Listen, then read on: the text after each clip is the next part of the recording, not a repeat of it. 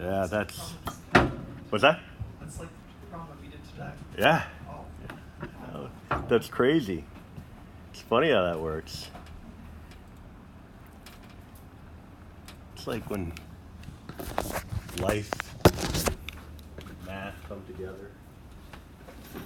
And my bag fell over, so everything's falling apart. So this, like I said yesterday, is an easier version of the trapezoid question that we did, or at least it should have been. If you use the trapezoid question as kind of a recipe to help you understand this one, then it shouldn't have been that bad, right? So I'll draw an isosceles triangle.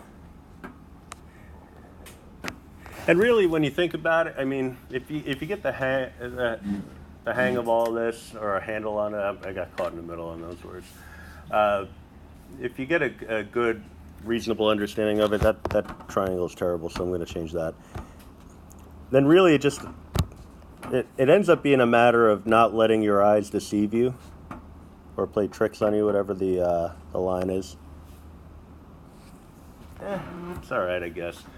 Because the number of times that I've put isosceles triangle on a test and got solutions from students that were related to isosceles trapezoids, and then I go the other way. I'll put a question related to an isosceles trapezoid, and I'll get a solution from a student that's an isosceles triangle. It's because your mind sees what it wants to see. All right, so just read the question carefully, and you should be all right. And so I'm gonna draw my axes down the middle.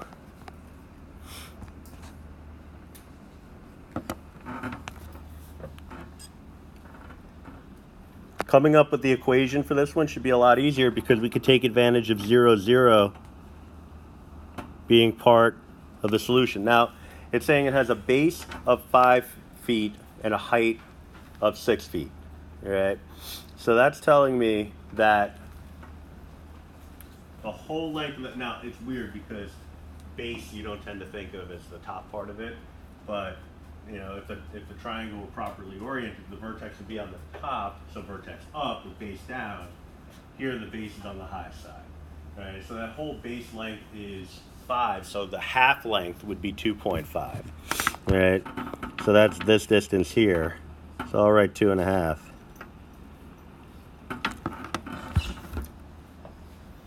The vertical distance is equal to 6.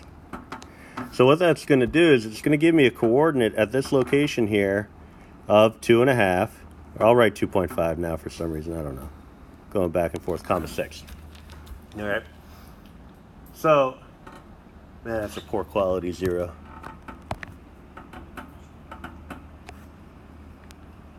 Yeah, which one exactly? All right, so I can use that to come up with the equation of my line. I need the slope, change a y over change an x. So 6 minus 0 over 2.5 minus 0. So 6 over 2.5. You could use your calculator, or you could go back to fraction form because 2.5 is the same as 5 halves. So that would be the same as 12 fifths.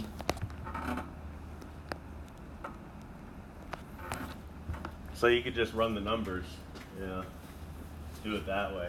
I mean, I don't know. I feel like I just made that a lot more complicated than it needs to be. Just double the top and bottom.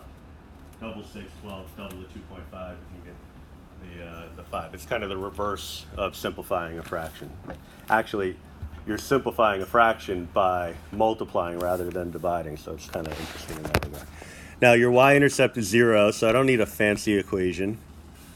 It's just y equals 12 over 5x. Nothing fancy about that. All right. All right, the plate is submerged, but it's 2 feet under the surface of the water. So let me get some water here. All right, so my distance here is 2. All right, so what I'm going to do is create, just like the last couple of problems, I'm going to create an arbitrary rectangle.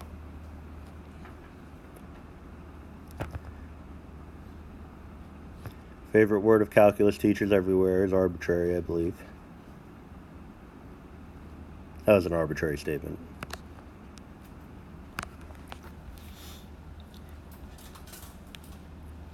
Normally that joke kills.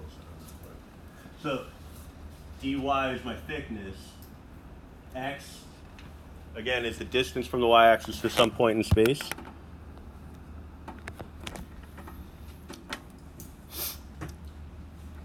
So I just need the distance from the surface of the water to the middle of the rectangle.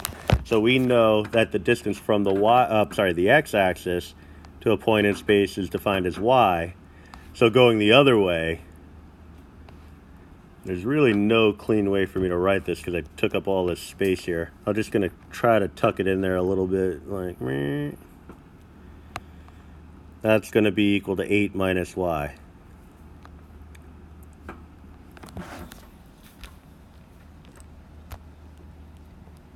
Alright, so I have all the ingredients that I need. It's still water, 62.4. On the interval of 0 to 6. We have our two dimensions for our arbitrary rectangle, which would be x by dy. So the x multiplied by the 8 minus y dy. I think I just said x dy, but there's the 8 minus y part of it, the distance below the surface that I need to include. So that x part of it, that's the important piece. All right, so that comes back to this linear equation. Y is equal to 12/5 x, but I need to solve for x in terms of y. So just solve it for x in terms of y. Multiply both sides by 5/12. So x equals 5 over 12 y. So that's what's getting chucked into the set of parentheses here. And then we run that through the calculator and we get an answer. And you know, in terms of how meaningful these values are, I didn't derive any meaning, and we'll have to double this, so keep that in mind. I didn't derive any true meaning to any of this stuff really until I started actually doing some labs associated with it. Would you get the same answer if the triangle was like flipped? Like if the base was on the x-axis? Would you get the same if the base is on the x-axis? Let me see. Let me try. As long as the linear equation gives you the same results, one part of it, yes. Yeah, because the lines would be parallel, so you get the same linear equation. So it doesn't matter which way it's oriented? It won't matter which way it's oriented, except, oh wait, no, it would, sorry. Because there's less surface area for the deeper part. So, Oh, okay. yeah. Okay. Yeah, so it does matter.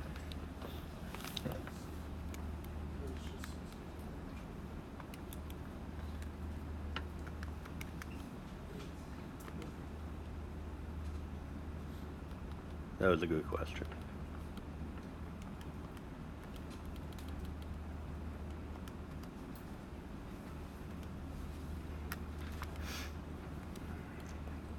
Just popping my stuff in here. Let's see what we got. So 1872 is what this integral will give us, but then we have to double it again because that rectangle only applies to the right side of the isosceles triangle. And I need the whole shabiggity bang here. So double it up. 3744, 3,744 foot-pounds.